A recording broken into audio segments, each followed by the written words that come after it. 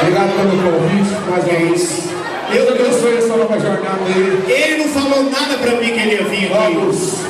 Até que eu chamei mesmo, eu falei, mas ele não vai, não tem tempo pra isso não. E ele arrumou um tempinho lá hoje, ele e a minha amiga Gabi, deixou o neném em casa, deixou o neném em casa. Eu cheguei de viagem e acabei não descansando. Então eu tô meio virado, eu já estou acostumado na noite, mas eu tô meio cansado. Eu conheço, sim. Parabéns pela nova formação, Deus abençoe aí seu trabalho, mais esse projeto. Eu já estou voltando com a lei do Pombolino ali, a gente tem uma história nova aqui na casa, para vocês aqui nos dias. Um negócio muito legal, viu? Junto e mistura. Ó galera, eu vou dar um negócio pra vocês, viu? Por que você não canta só uma daquela época do observatório? Como é que é? Aquela época lá de cima, lá, que você cantava lá em cima, nas terças-feiras. Nas terças. Naquela época, é Ré maior. Ela é semi, mas ele gosta de Ré. E nesta loucura de dizer que não te quero, porém mas pra que me ter fingido? Eu não posso pegar meu coração. Eu sei.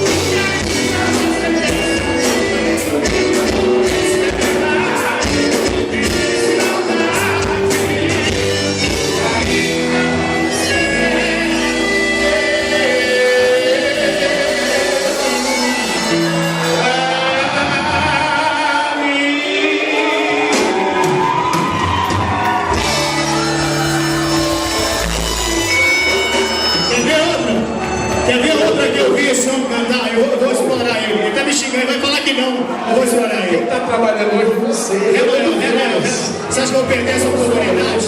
Tira a foto da gente, só maior.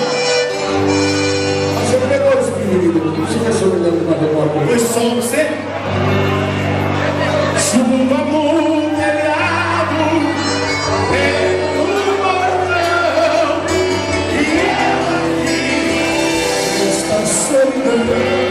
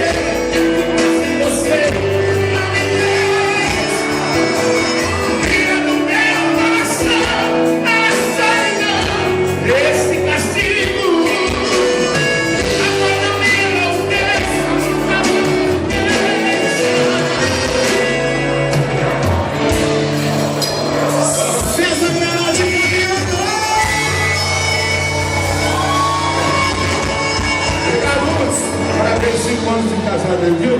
Obrigado, Edson e Anderson, Deus abençoe vocês. Olha, Gente, vou falar um negócio pra vocês, viu?